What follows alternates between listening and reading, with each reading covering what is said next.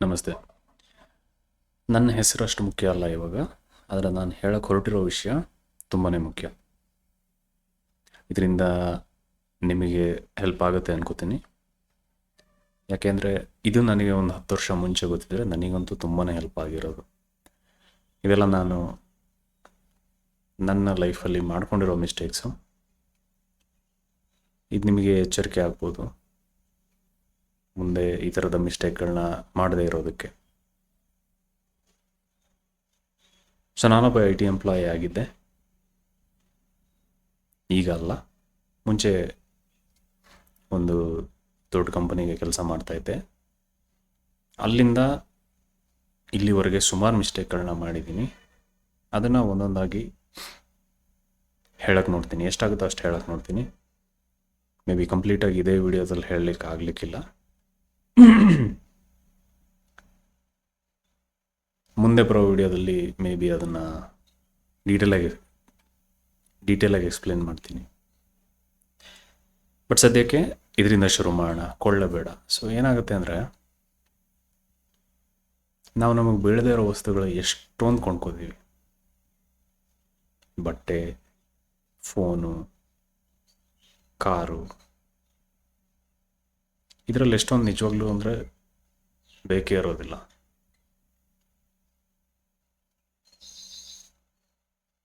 ನಮ್ಮ ರ್ಯಾಕಲ್ಲಿರುವ, ಕಬೋರ್ಡಲ್ಲಿರುವ ಬಟ್ಟೆಗಳಲ್ಲಿ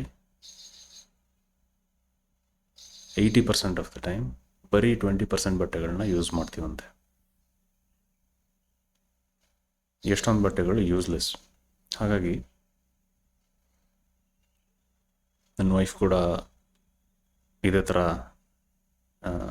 ಪೂರ್ತಿ ಕಬೋರ್ಡ್ ತುಂಬ್ಕೊಂಡಿರ್ತಾ ಇದ್ಲು. ಅದಾದಮೇಲೆ ಯಾವುದೋ ವಿಡಿಯೋದಿಂದ ಇನ್ಸ್ಪೈರ್ ಆಗಿ ಇಡೀ ಕಬೋರ್ಡ್ನ ಕ್ಲಿಯರ್ ಮಾಡಿ ಬರೀ 10-11 ಜೊತೆ ಆಫೀಸ್ಗೆ ಹೋಗೋ ಬಟ್ಟೆಗಳನ್ನ ಜೋಡಿಸ್ಕೊಂಡು, ಲೈಕ್ ಹ್ಯಾಂಗರಲ್ಲಿ ಹಾಕಿ ಕಾಣೋ ಥರ. ಅದಾದಮೇಲಿಂದ ಅವಳಿಗೆ ಭಯಂಕರ ಸುಲಭ ಆಗೋಯ್ತು. ನಾಳೆ ಯಾವ್ದು ಹಾಕಬೇಕು ಅದ್ರ ಬಗ್ಗೆ ಜಾಸ್ತಿ ಯೋಚನೆ ಮಾಡೋದಿರಲೇ ಇಲ್ಲ. ತುಂಬ ಸಿಂಪಲ್ ಆಗೋಯ್ತು ಲೈಫ್.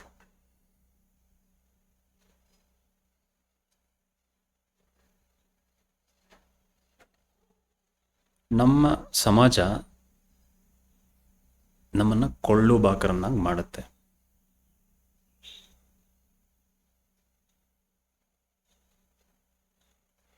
ನೀವು ಹೊಸ ಟ್ರೆಂಡಿಗೆ ಸರಿಯಾಗಿ ಅಡ್ಜಸ್ಟ್ ಆಗಿಲ್ಲ ಅಂದರೆ ನಿಮ್ಮನ್ನೊಂಥರ ನೋಡುತ್ತೆ. ದೊಡ್ಡ ದೊಡ್ಡ ಕಂಪ್ನಿಗಳು ಇದಕ್ಕೋಸ್ಕರ big billion day, the great Indian festival, ಈ ಥರ ಏನೇನೋ ಸ್ಕೀಮ್ಗಳು ಹಾಕೊಂಡು ಬರ್ತಾರೆ ನೀವು ತಗೊಳ್ಳಿ ಅಂತ. ನೀವು ಅದಕ್ಕೆ ಸೋತ್ರೆ ಹೊಸದೇನೇನೋ ತಗೋತೀರಾ, ಬೇಡದೇ ಇರೋದನ್ನು ತಗೋತೀರಾ, ಅವ್ರು ದುಡ್ಡು ಮಾಡ್ಕೋತಾರೆ. ವಾರನ್ ಬಫೆಟ್ ಒಂದು ಕಡೆ ಹೇಳ್ತಾರೆ, ಅವ್ರು ಏನಾದ್ರು ತಗೊಂಡ್ರೆ ಆ ವಸ್ತು ಅವರಿಗೆ 10 ವರ್ಷದವರೆಗೂ ಬರಬೇಕಂತೆ ಉಪಯೋಗಕ್ಕೆ.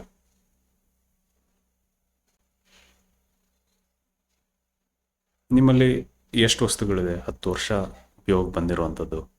ಮೋಸ್ಟ್ಲಿ ಇರೋದಿಲ್ಲ ಯಾವುದನ್ನು. ಫಾರ್ ಎಕ್ಸಾಂಪಲ್ ನನ್ನದೇ ತಗೊಂಡ್ರೆ, ನನ್ನ ಹತ್ರ ಒಂದು ಮಾನಿಟರ್ ಇದೆ, ನನ್ನ ಕಂಪ್ಯೂಟರ್ ಮಾನಿಟರ್. ಅದರಲ್ಲಿ ಆಲ್ರೆಡಿ 3 ಗೆರೆಗಳು ಬಂದ್ಬಿಟ್ಟಿದ್ದಾವೆ.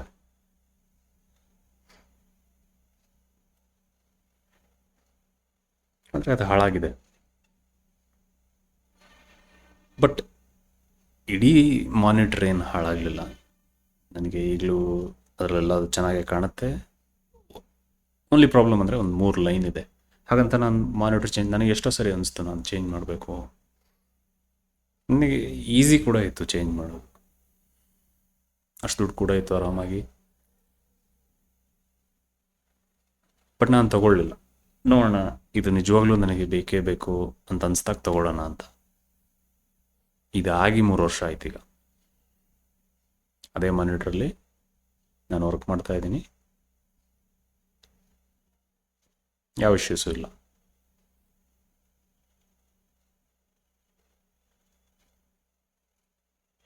ಹೊಸ ಬಟ್ಟೆ ಹಾಕೊಳ್ತಾ ಇದ್ರೆ ನಮ್ಮನ್ನು ಕೀಳಾಗಿ ನೋಡ್ತಾರೆ ಅಥವಾ ಕೆಳಗೆ ನೋಡ್ತಾರೆ ಜನ.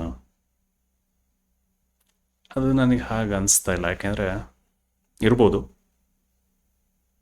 ಅದು ಅವ್ರ ಮನಸ್ಥಿತಿ ದೋಸತೆ ಬಿಟ್ಟರೆ. ಈಗ ಸಪೋಸ್ ಮಾರ್ಕ್ ಜಕರ್ಬರ್ಗ್ ಒಂದೇ ಥರದ ಟಿ ಶರ್ಟು, ಒಂದೇ ಥರದ ಪ್ಯಾಂಟು ದಿನ ಅದೇ ಥರದ, ನಿಮಗೆ ನೋಡಿದಾಗ ಅನಿಸುತ್ತೆ ಇವನೇನು ದಿನ ಇದೇ ಒಂದೇ ಬಟ್ಟೆ ಹಾಕ್ತಾ ಇದ್ದಾನೆ ಅಂತ. ಬಟ್ ಆ್ಯಕ್ಚುಲಿ ಅವನ ಹತ್ರ ಒಂದೇ ಬಣ್ಣದ ಬಟ್ಟೆ ಸುಮಾರಿದೆ.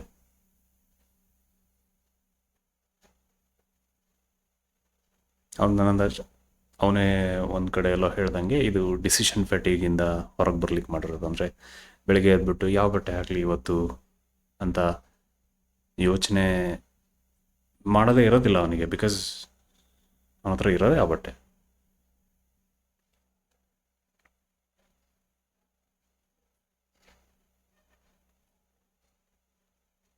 ಸುಮ್ಮನೆ ಬೇಡದೇ ಇರೋದನ್ನು ತಗೋತೀವಿ. ನಾನು ಇಂಜಿನಿಯರಿಂಗಲ್ಲಿ ಇರ್ಬೇಕಾದ್ರೆ 20,000 ರೂಪಾಯಿದು ಮೊಬೈಲ್ ತೊಗೊಂಡಿದ್ದೆ. ಆವಾಗಲೇ ಗ್ಯಾಲಕ್ಸಿ ಸೀರೀಸ್ ಬಂದಿತ್ತು, ಗ್ಯಾಲಕ್ಸಿ S1 ಅಂತ ಯಾವುದೋ ಒಂದು. ಬೇಕೇ ಇರಲಿಲ್ಲ ನನಗೆ, ತೊಗೊಂಡ್ಬಿಟ್ಟಿದ್ದೆ. ಅಪ್ಪ ಅಮ್ಮನ ಹತ್ರ ಏನೇನೋ ಹೇಳಿ ಓದೋಕ್ಕೆ ಹೆಲ್ಪ್ ಆಗೋಂಗಿದು ಇದೆ ಅಂತೆಲ್ಲ ಹೇಳಿ.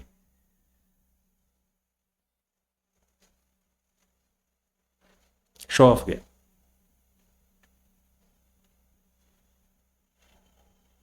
ಇವಾಗ ನನ್ನ ಹತ್ರ ಇರೋ ಫೋನ್ ಯಾವುದು ಅಷ್ಟು ಕಾಸ್ಟ್ಲಿ ಇಲ್ಲ. 10,000 ಮೇಲೆ ಹೋಗೋದಿಲ್ಲ, ಹೋಗಬಾರ್ದು ಕೂಡ. ನಾವು ಹೇಳ್ತೀವಿ BSNL ಇನ್ನೂ 4Gನೂ ಬರಲಿಲ್ಲ, 5G ಯಾವಾಗ ಬರುತ್ತೋ. ನಾನು ಆ್ಯಕ್ಚುಲಿ ಅದನ್ನು ಪ್ರಾಬ್ಲಮ್ ಆಗಿ ನೋಡೋದಿಲ್ಲ. ಅದು ಆ್ಯಕ್ಚುಲಿ ನಮಗೆ ಆಪರ್ಚುನಿಟಿ.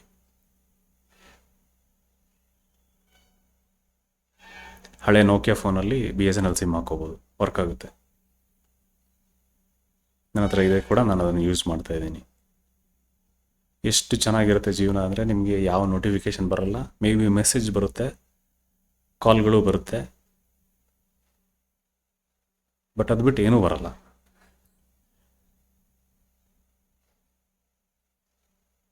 ಈಗಿರೋ ಮೊಬೈಲ್ಗಳಲ್ಲಿ ಏನೋ ಒಂದು ಪಿಂಗ್ ಅಂತಲೇ ಇರುತ್ತೆ. ವಾಟ್ಸಪ್ ಅಂತೆ, ಇನ್ಸ್ಟಾ ಅಂತೆ, ಯೂಟ್ಯೂಬು, ಎಷ್ಟೊಂದು ನೋಟಿಫಿಕೇಷನ್ಸ್. ಏನೂ ಇಲ್ಲ ಈ ಫೋನಲ್ಲಿ.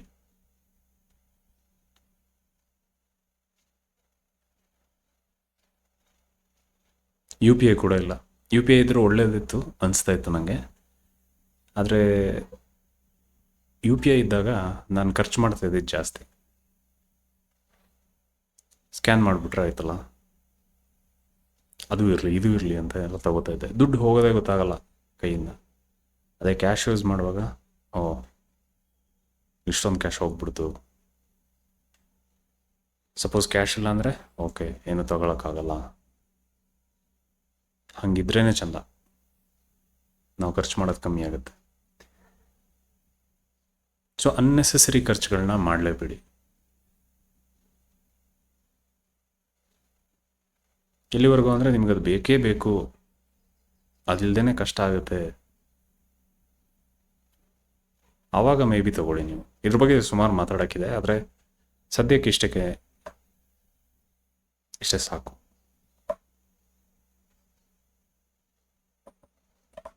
ಮುಂದಿನ ನಾ ಹೇಳಬೇಕಂತ ಇದ್ದಿದ್ದು ತಿನ್ನಬೇಡ.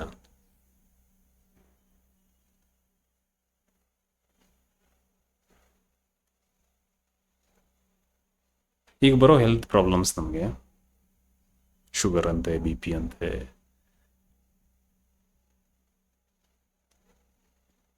ಡೈಜೆಸ್ಟಿವ್ ಪ್ರಾಬ್ಲಮ್ಸ್ ಅಂತೆ, ಎಲ್ಲದೂ ಬರೋದು ಈ ಫುಡ್ಡಿಂದ. ನೀರಿಂದನೂ ಕಾಯಿಲೆಗಳು ಬರುತ್ತೆ, ಆದರೆ ನೀರಿಂದ ಬರೋ ಕಾಯಿಲೆಗಳು ಭಾಳ ಕಮ್ಮಿ ಆಗಿದೆ ಈಗ. ನಮಗೆ ಒಳ್ಳೆ ನೀರು ಸಿಗ್ತಾ ಇದೆ. ಬಟ್ ಇದನ್ನು ಆರಾಮಾಗಿ ಅವಾಯ್ಡ್ ಮಾಡ್ಬೋದು. ಹಿಂಗೆ ನಾನು ಆರಾಮ ಅಂತ ಹೇಳ್ತಾ ಇದ್ದೀನಿ, ಅಷ್ಟು ಆರಾಮ ಏನಿಲ್ಲ, ಆದರೆ ಅವಾಯ್ಡ್ ಮಾಡ್ಬೋದು. ಜಸ್ಟ್ ನೀವು ಹೊರಗಡೆ ತಿನ್ನಬಾರ್ದು ಅಷ್ಟೇ. ಒಂದೇ ರೂಲ್, ಹೊರಗಡೆ ತಿನ್ಬಾರ್ದು. ಹಾಗೆ ಎಲ್ಲಿ ತಿನ್ನಬೇಕು? ನೀವೇ ಮಾಡ್ಕೋಬೇಕು. ಈಗ ನಂಗೆ ಅಡುಗೆನೇ ಬರಲ್ಲ, ಹೆಂಗೆ ಮಾಡೋಕ್ಕಾಗತ್ತೆ? ಕಲಿಬೇಕು. ಯೂಟ್ಯೂಬಲ್ಲಿ ಲಕ್ಷಾಂತರ ಚಾನಲ್ಗಳಿದ್ದಾವೆ ಅಡುಗೆ ಹೇಳ್ಕೊಡೋಕ್ಕೆ.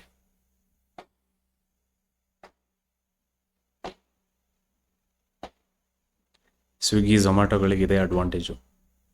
ನಿಮಗೆ ಅಡುಗೆ ಬರಲ್ಲ, ತರಿಸ್ಕೋತೀರಾ, 1 to ಡಬಲ್ ಪ್ರೈಸ್ ಕೊಡ್ತೀರಾ. ಆ ಹೋಟ್ಲಿಗೆ ಹೋಗಿ ಮೆನ್ಯೂ ನೋಡಿದ್ರೆ ಪ್ರೈಸ್ 100 ಇರುತ್ತೆ, ಸ್ವಿಗ್ಗಿ ಝೊಮ್ಯಾಟೊದಲ್ಲಿ 200 ಇರುತ್ತೆ. ಆಮೇಲೆ ಅದನ್ನು ತರಿಸೋದಕ್ಕೆ ಅದರ ಶಿಪ್ಪಿಂಗಿಗೂ ಚಾರ್ಜ್ ಕೊಡಬೇಕಾಗುತ್ತೆ, ಟಿಪ್ಸು ಕೊಡಬೇಕಾಗುತ್ತೆ ಒಂದೊಂದ್ಸರಿ. ಎಷ್ಟು ದುಡ್ಡು ಹಾಳು ಅಲ್ಲಿ. ಅದಕ್ಕಿಂತ ನೀವು ಅಡುಗೆ ಮಾಡೋದು ಕಲ್ತ್ಕೊಂಡ್ರೆ, ಅಡುಗೆ ಅಂದರೆ ನೀವೇನು ಮಾಸ್ಟರ್ ಶೆಫ್ ಆಗಬೇಕಂತಿಲ್ಲ.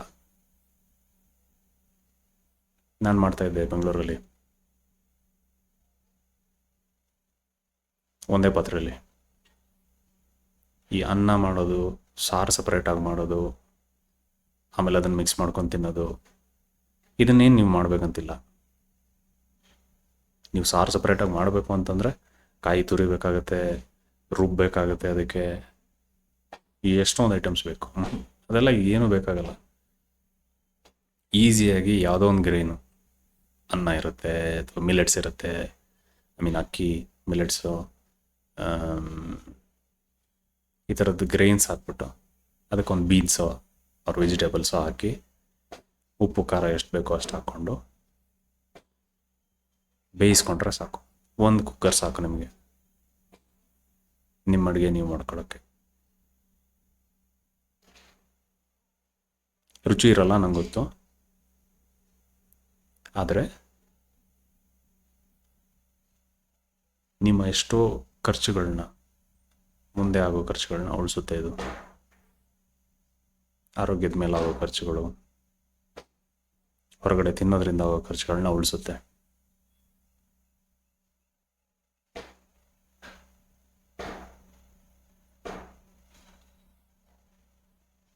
ಬೇರೆ ಬೇರೆ ತರಕಾರಿಗಳನ್ನ ತರ್ಬೋದು ಮಿಕ್ಸ್ ಮಾಡಲಿಕ್ಕೆ. ಬೇರೆ ಬೇರೆ ಬೀನ್ಸ್ಗಳು, ಬೇಳೆ, ಕಡಲೆಕಾಳು, ಹೆಸರು ಕಾಳು, ಇದನ್ನು ನೆನೆಸಿಟ್ಕೊಳ್ಳೋದು, ಅದನ್ನು ಮಿಕ್ಸ್ ಮಾಡ್ಬೋದು ಅನ್ನೋ ಜೊತೆ. ನಿಮ್ಮ ಹೆಲ್ತ್ ಡ್ರಾಸ್ಟಿಕಲಿ ಇಂಪ್ರೂವ್ ಆಗುತ್ತೆ ಇದರಿಂದ. ಹೊರಗಡೆ ತಿನ್ನೋದ್ರಿಂದ ಏನು ಪ್ರಾಬ್ಲಮ್ಮು, ಅದ್ರ ಬಗ್ಗೆ ಇನ್ನೊಂದು ಸರಿ ಮಾತಾಡ್ತೀನಿ, ಯಾವ್ಯಾವ ಥರದ ಐಟಮ್ಸ್ ಪ್ರಾಬ್ಲಮ್ಸ್ ಆಗುತ್ತೆ ಅಂತ.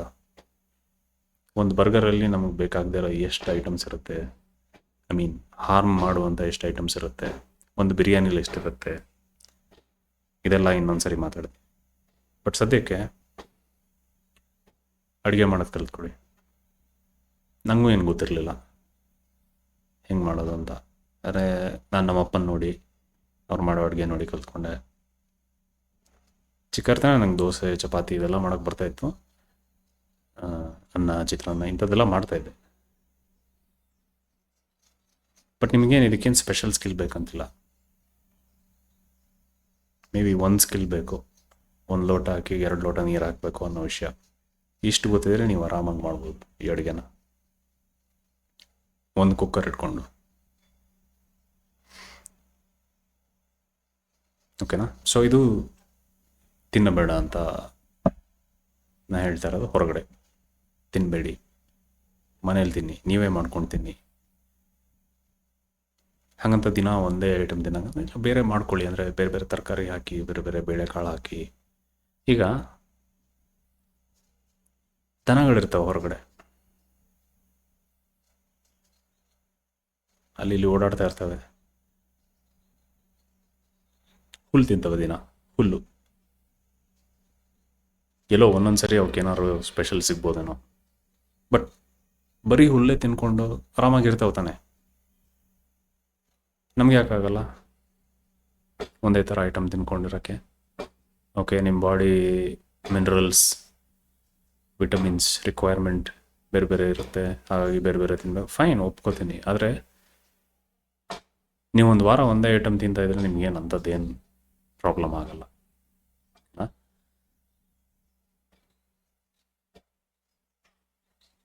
ಮುಂದಕ್ಕೆ ಹೋಗ್ತೀನಿ. ಋಣ, ಡೆಟ್ಸ್.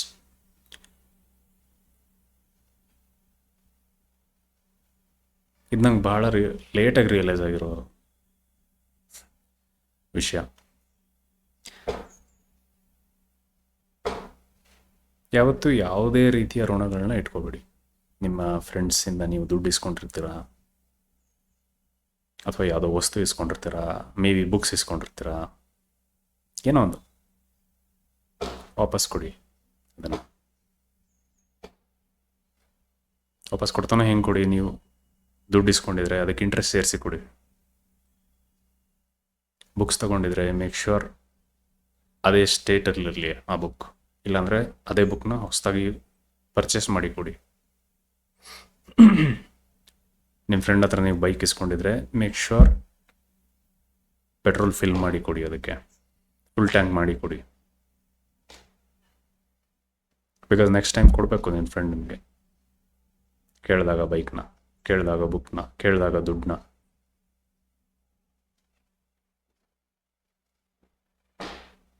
ಲೋನ್ಗಳನ್ನು ಮೊದಲು ತೀರಿಸಿ. ನೀವೇನೇ ಮಾಡೋಕ್ಕೂ ಮುಂಚೆ ಈ ಲೋನ್ಗಳನ್ನ ತೀರಿಸಿ. ಯಾವುದಕ್ಕೆ ಇಂಟ್ರೆಸ್ಟ್ ಇರುತ್ತೆ ಅವನ್ನ. ನಾನು ಭಾಳ ಲೇಟಾಗಿ ನನ್ನ ಎಜುಕೇಷನ್ ಲೋನ್ನ ವಿಚ್ ನಾನು ಅದನ್ನು ಫಸ್ಟ್ ಮಾಡಬೇಕಿತ್ತು. ನನ್ನ ಕೆಲಸ ಸಿಕ್ಕಿದ ಕೂಡಲೇ, ಕೆಲಸ ಸಿಕ್ಕಿ 1 ವರ್ಷ ಆದಮೇಲೆ ಕಟ್ಟಲೇಬೇಕು ಅಂತ ಆದಮೇಲೆ ನಾನು ಕಟ್ಟಕ್ಕೆ ಶುರು ಮಾಡಿದ್ದು. ಕೆಲಸ ಸಿಕ್ಕಿ 3 ವರ್ಷ ಆದ್ರೂ ತೀರಿಸಿರಲಿಲ್ಲ. ನಾನು ಕೆಲಸ ಬಿಟ್ಟ ಮೇಲೆ ತೀರಿಸಿದ್ದೀನಿ ಅದನ್ನ. ಅದರದ್ದು ಕತೆ ಇನ್ನೊಮ್ಮೆ ಹೇಳ್ತೀನಿ ಹೆಂಗೆ ತೀರಿಸ್ತೆ ಅಂತ. ಬೇಗನೆ ತೀರಿಸ್ಬಿಟ್ಟೆ ಇದನ್ನ ನಾನು. ಕೆಲಸದಲ್ಲಿದ್ದರೆ ಅಷ್ಟು ಬೇಗ ತೀರ್ಸೋಕ್ಕಾಗ್ತಿರ್ಲಿಲ್ಲ. ಕೆಲಸ ಬಿಟ್ಟ ಮೇಲೆ ಬೇಗನೆ ತೀರಿಸ್ತೆ. ಅದೇ ಹೇಗೆ ಏನು ಅಂತೆಲ್ಲ ಹೇಳ್ತೀನಿ ಇನ್ನೊಮ್ಮೆ. ಮುಂದಕ್ಕೆ ಹೋಗೋಣ. ನೋಡಬೇಡ. ಇದು ಸ್ಕ್ರೀನ್ ಟೈಮಿಗೆ ಅಪ್ಲೈ ಆಗುತ್ತೆ. ಅಂದರೆ ನಾವು ಟಿ ವಿ ನೋಡೋದನ್ನ ಬಿಡಬೇಕು. ನಂಗನ್ಸುತ್ತೆ ಟಿ ವಿ ನೋಡೋದನ್ನು ನ್ಯಾಚುರಲಿ ಜನ ಬಿಡ್ತಾರೆ. ಈಗಿನ ಜನ್ರೇಷನಲ್ಲಿ ಟಿ ವಿ ಅವ್ರಿಗೆ ಅಷ್ಟು ಎಂಗೇಜಿಂಗ್ ಕಾಂಟೆಂಟ್ ಕೊಡೋದಿಲ್ಲ. ಆ್ಯಸ್ ಮಚ್ ಆಸ್ ಯೂಟ್ಯೂಬ್ ಅಥವಾ ನೆಟ್ಫ್ಲಿಕ್ಸ್ ಈ ಥರದ ಒ ಟಿ ಟಿಗಳು ಕೊಡುವಷ್ಟು ಎಂಗೇಜಿಂಗ್ ಕಾಂಟೆಂಟ್ನ ಪ್ರಾಪರ್ ಕೇಬಲ್ ಟಿ ವಿ ಕೊಡೋದಿಲ್ಲ. ನಾನು ಹೇಳ್ತಾ ಇರೋದು ಟಿ ವಿ ನೋಡೋದನ್ನೇ ಬಿಡಿ ಅಂತ. ಅಂದರೆ ಈವನ್ ಅನ್ಸಬ್ಸ್ಕ್ರೈಬ್ ಮಾಡ್ಕೊಳ್ಳಿ ಒ ಟಿ ಟಿಯಿಂದ. ಈ ನೆಟ್ಫ್ಲಿಕ್ಸು, ಅಮೆಝಾನ್ ಪ್ರೈಮು, ಝೀ ಈ ಥರದ್ದೆಲ್ಲ ಎಲ್ಲದರಿಂದನೂ ಅನ್ಸಬ್ಸ್ಕ್ರೈಬ್ ಮಾಡ್ಕೊ. ಯಾಕೆಂದರೆ ಇದು ನಮ್ಮ ಟೈಮ್ನ, ನಮ್ಮ ಅಟೆನ್ಷನನ್ನು ತುಂಬಾ ತಗೊಳುತ್ತೆ ಮತ್ತು ವೇಸ್ಟ್ ಮಾಡುತ್ತೆ ಟೈಮ್ನ. ಎಷ್ಟೋ ಸಾರಿ ನಾವು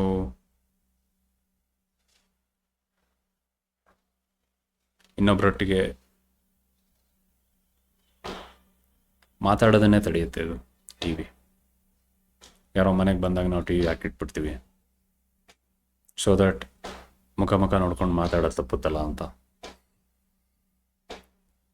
ಮಾಡಬೇಡಿ. ಟಿ ವಿ ತೆಗೆದುಬಿಡಿ ಇದ್ದರೆ, ಅಥವಾ ನೀವಿನ್ನೂ ತೊಗೊಂಡಿಲ್ಲ ಅಂದರೆ ಟಿ ವಿ ತೊಗೊಳ್ಬೇಡಿ.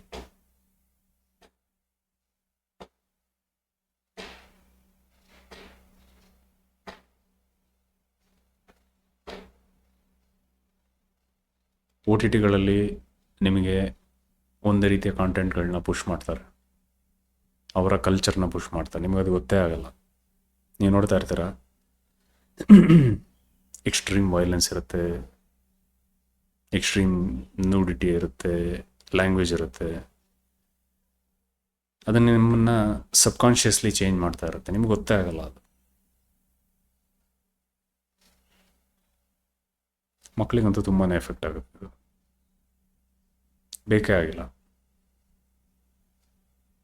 ಟಿ ವಿ ಬೇಕಾಗಿಲ್ಲ.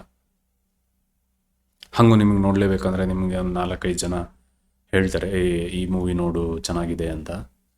ಆವಾಗ ಆ ಮೂವಿನ ಹೆಂಗೆ ಪಡ್ಕೋಬೇಕೋ ಪಡ್ಕೊಂಡು ನೋಡಿ ಅದನ್ನು. ನಿಮ್ಮ ಕಂಪ್ಯೂಟರ್ನಲ್ಲೋ ಮೊಬೈಲ್ನಲ್ಲೋ ಯಾವಾಗಾದರೂ ಪುರ್ಸೊತ್ತಾದಾಗ ನೋಡಿ. ಇವಾಗಂತೂ ಟೊರೆಂಟ್ಸಲ್ಲಿ ಜನ ಡೌನ್ಲೋಡ್ ಮಾಡ್ತಾರೆ ಮೂವಿಗಳನ್ನ. ತಪ್ಪು, ಲೀಗಲ್ ಅಲ್ಲ, ಆದರೆ ಮಾಡ್ತಾರೆ. ಮುಂದಕ್ಕೋಣ, ಉಳಿಸಬೇಡ. ಇದು ದುಡ್ಡಿನ ಬಗ್ಗೆ.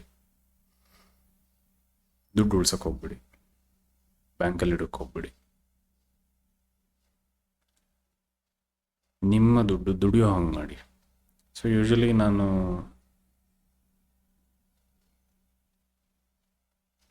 ಕೆಲಸದಲ್ಲಿದ್ದಾಗ ತುಂಬ ಸ್ಪೆಂಡ್ ಮಾಡ್ತಾಯಿದ್ದೆ, ಉಳಿಸೋ ಪ್ರಶ್ನೆನೇ ಬರ್ತಾ ಇರಲಿಲ್ಲ. ಕ್ರೆಡಿಟ್ ಕಾರ್ಡ್ನೂ ಯೂಸ್ ಮಾಡ್ತಾಯಿದ್ದೆ, ಕ್ರೆಡಿಟ್ ಕಾರ್ಡ್ದು ಮಿನಿಮಮ್ ಪೇಮೆಂಟ್ ಮಾಡ್ತಾಯಿದ್ದೆ ಅಷ್ಟೇ. ಒಂದೊಂದು ಸರಿ ಡಿಫಾಲ್ಟು ಆಗಿದೆ.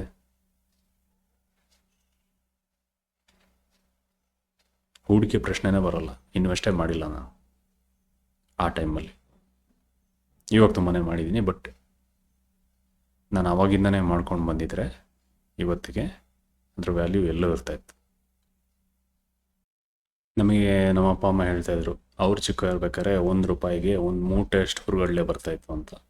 ಅದೇ ನಮ್ಮ ಟೈಮಲ್ಲಿ ಒಂದು ಪೊಟ್ನ ಬರ್ತಿತ್ತು ಅಷ್ಟೇ ಹುರುಗಡಲೆ. ಈಗ ₹1 ಅದೇನು ಬರುತ್ತೋ ಚಾಕ್ಲೇಟ್ ಬರ್ಬೋದು ಅಷ್ಟೇ ಒಂದು. ಇದನ್ನು ಇನ್ಫ್ಲೇಷನ್ ಅಂತಾರೆ, ಹಣದುಬ್ಬರ. ಆದರೆ ನಿಜವಾಗ್ಲೂ ಆಗ್ತಿರೋದೇನೆಂದರೆ ಅದಕ್ಕೆ ನಿಮ್ಮ ಹಣಕ್ಕೆ ವ್ಯಾಲ್ಯೂ ಕಡಿಮೆ ಆಗ್ತಾ ಇರುತ್ತೆ. ನಾವು ಹೇಳ್ತೀವಿ ಆ ಐಟಮ್ದು ರೇಟ್ ಜಾಸ್ತಿ ಆಗಿದೆ, ಇದ್ರದ್ದು ರೇಟ್ ಜಾಸ್ತಿ ಆಗಿದೆ, ಹಾಲಿನ ರೇಟ್ ಜಾಸ್ತಿ ಆಗಿದೆ ಅಂತಲ್ಲ. ಬಟ್ ನಿಜವಾಗ್ಲೂ ಆಗ್ತಿರೋದೇನೆಂದರೆ ನಮ್ಮ ಹಣದ ಬೆಲೆ ಕಡಿಮೆ ಆಗ್ತಾ ಇರುತ್ತೆ. ಹಾಗಾಗಿ ನೀವು ಒಳ್ಳೆ ಕಡೆ ಇನ್ವೆಸ್ಟ್ ಮಾಡಿದ್ರೆ ಮಾತ್ರ ಈ ಇನ್ಫ್ಲೇಷನನ್ನು ಬೀಟ್ ಮಾಡ್ಬೋದು. ನಮ್ಮಲ್ಲಿ ಇನ್ಫ್ಲೇಷನ್ ಕಡಿಮೆ ಇದೆ, 5-6 ಇದೆ ಪರ್ಸೆಂಟೇಜ್. ಆದರೆ